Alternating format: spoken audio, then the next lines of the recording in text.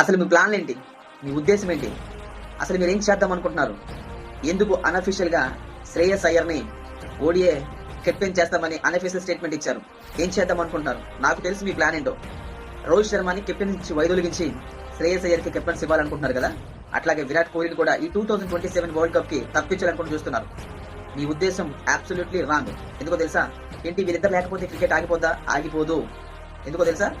So Sunil Gavaskar, Ravi Shastri, Sachin Tendulkar వీళ్ళు ఉండేటప్పుడు cricket fans ఎలా ఉండేవాళ్ళు, వాళ్ళకు వచ్చేటప్పుడు వ్యూవర్షిప్ ఎలా వచ్చేదో, సో వీళ్ళు ఆడేటప్పుడు వ్యూవర్షిప్ ఇన్కమ్ ఎలా వచ్చేదో, సో దాంట్లో వేరియేషన్ వస్తుంది. వీళ్ళు లేకపోతే క్రికెట్ ఆగిపోద్దా అని ప్రతి ఒక్కరు క్వశ్చన్ చేస్తున్నారు కదా, అట్లా కాదు బాయ్.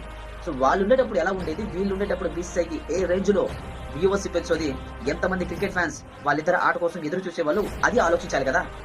సో మీ ఆలోచన, మీ ఉద్దేశం నాకు అర్థమైంది. బట్ అనఫిషియల్ గా ఇచ్చే స్టేట్మెంట్ అఫీషియల్ గా కన్ఫర్మ్ చేయొద్దు. దయచేసి ఆచితూచి అడిగేసి ఆలోచించి నిర్ణయాలు తీసుకోండి. వీళ్ళిద్దరి విషయంలో ఏ మాత్రం రాంగ్ జరిగినా కథ వేరేలా ఉంటది సామి. సో నువ్వు Virat Kohli fans and Rohit Sharma fans అయితే కింద సబ్స్క్రైబ్ పెట్టి నొక్కి పెట్టుకో. డన్.